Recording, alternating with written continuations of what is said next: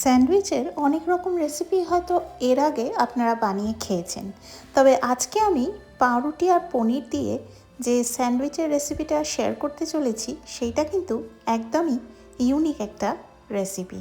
আপনি যদি বাচ্চার স্কুলের টিফিনে এই রেসিপিটা এইভাবে বানিয়ে দেন যেভাবে আমি আজকে শেয়ার করতে চলেছি, তাহলে বাচ্চারা খুব আনন্দ করে খেয়ে নেবে, স্কুলের টিফিন বক্স খালি ফিরতে বাধ্য হবে। আর অবশ্যই শুধু যে এই রেসিপিটা ভীষণ টেস্টি তাই নয়, এই রেসিপিটা কিন্তু প্রচণ্ড পরিমাণে হেলদি। চলুন তাহলে দেখে নিই কীভাবে আজকে আমি বানাচ্ছি এই দারুণ সুস্বাদু এবং ভীষণই হেলদি স্যান্ডউইচের টিফিন রেসিপিটা। প্রথম ক্লিপিংসে আপনারা দেখছেন যে আমি বেশ কিছু পনির টুকরো টুকরো করে কেটে নিয়েছি, আর সেগুলোকে খুব ভালো করে আমি গরম জলে ধুয়ে নিয়েছি। আর তার মধ্যে দিয়ে দিয়েছি স্বাদ মতন লবণ, গোলমরিচের গুঁড়ো, অর্ধেক পাতিলেবুর রস, বেশ কিছুটা রসুন কুচি কুচি করে কেটে রাখা, আর 1 চামচ মতন সাদা তেল। আর তারপরে এই সমস্ত উপকরণগুলিকে খুব ভালো করে মিক্সিং করে নিচ্ছি। তারপরে একটা ফ্রাইং প্যানকে ভালো করে গরম করে এই ম্যারিনেটেড পনিরটা আমি এর মধ্যে দিয়ে দিচ্ছি।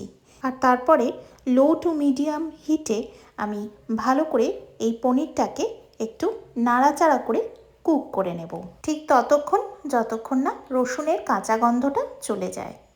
আপনারা দেখছেন প্রবাসী সৌমির রান্নাঘর, আর আমি হলাম সৌমি কানাডার থেকে। আমি প্রতিনিয়তই এই সুন্দর সুন্দর ব্রেকফাস্ট, টিফিন অথবা স্ন্যাক্সের রেসিপি শেয়ার করে থাকছি। আপনি যদি আজকে আমার চ্যানেলে নতুন হন, তাহলে এই রেসিপিগুলো দেখে আপনার ভালো লাগলে অবশ্যই চ্যানেলটিকে সাবস্ক্রাইব করে বেল নোটিফিকেশানটা প্রেস করে অল করে রাখবেন, যাতে আমি যখনই এরকম দারুণ দারুণ রেসিপিস দেব আপনি প্রথমে দেখে নিতে পারবেন। এরপরে আমি তৈরি করে নিচ্ছি একটা স্যালাডের প্রিপারেশান। এই স্যালাডটা বানানোর জন্য আমি আগের থাকতে গ্রেট করে রেখেছি একটা গোটা গাজর, আর সেদ্ধ করে রেখেছি বেশ কিছুটা সুইট কর্ন আর মটরশুঁটি। আর তারপরে আমি আগের থাকতে কুচিয়ে রেখেছিলাম বেশ কিছুটা পেঁয়াজ, সেই কিছুটা পেঁয়াজও আমি এর মধ্যে দিয়ে দিলাম। আর তার মধ্যে আমি দিয়ে দিচ্ছি জল ঝরানো 2 টেবিল চামচ টক দই।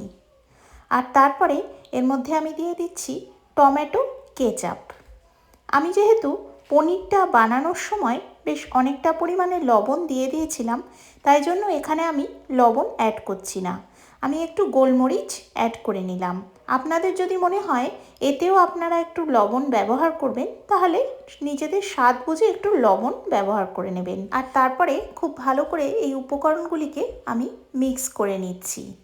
এইটাই কিন্তু আমাদের স্যান্ডউইচের বেসটা তৈরি করে নিচ্ছি খুব হেলদি আর সুন্দরভাবে।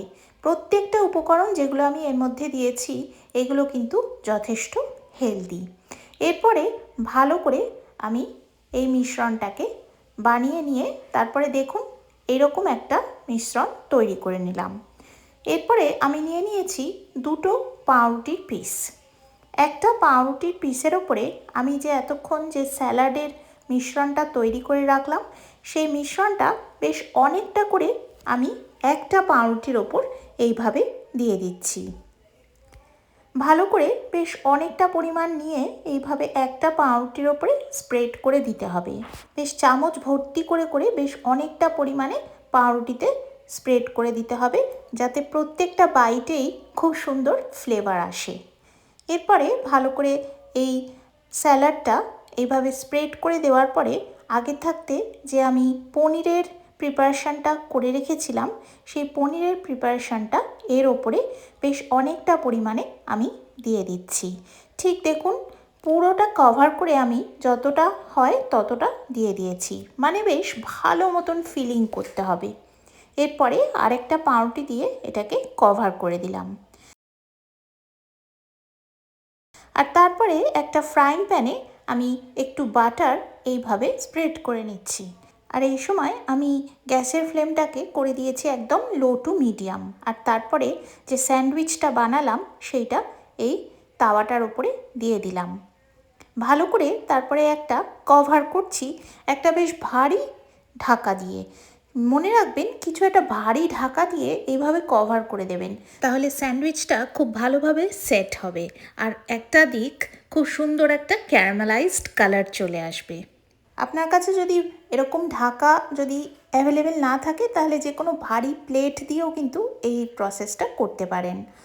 আর তারপরে লো টু মিডিয়াম ফ্লেমে এটা এক পিঠ খুব সুন্দরভাবে সেঁকে নিয়ে অপর পিঠটাও এইভাবে একটা ভারী কিছু দিয়ে চেপে কভার করে দেবেন, যাতে করে খুব সুন্দরভাবে ব্রেডটা এইভাবে তৈরি হয়ে যায়। আর দেখুন কি সুন্দর ক্যারামেল কালার এসছে, দুপিঠ দেখুন কি সুন্দর ক্যারামেলাইজড কালার এসছে।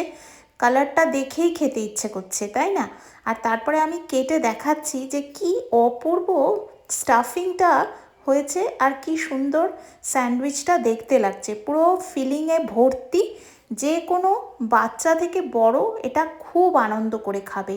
আর বলছি এটাতে যেরকম বুঝতেই পাচ্ছেন যে প্রচণ্ড টেস্টি হবে, সঙ্গে কিন্তু হবে ভীষণই স্বাস্থ্যকর। তো আর দেরি না করে এই দারুণ সুস্বাদু এবং স্বাস্থ্যকর স্যান্ডউইচটা নিজেদের বাড়িতে বানিয়ে সকলকে পরিবেশন করুন। আর বাচ্চাদের স্কুলের টিফিনে দিতে কিন্তু একদম ভুলবেন না। আজকের রেসিপিটা আপনাদের আশা করছি খুব ভালো লাগলো। ভালো লাগলে লাইক আর কমেন্ট তো অবশ্যই করবেন, আর পারলে আরও মায়েদের সাথেও শেয়ার করতে পারেন। আজকের রেসিপি বন্ধুরা এই অবধি।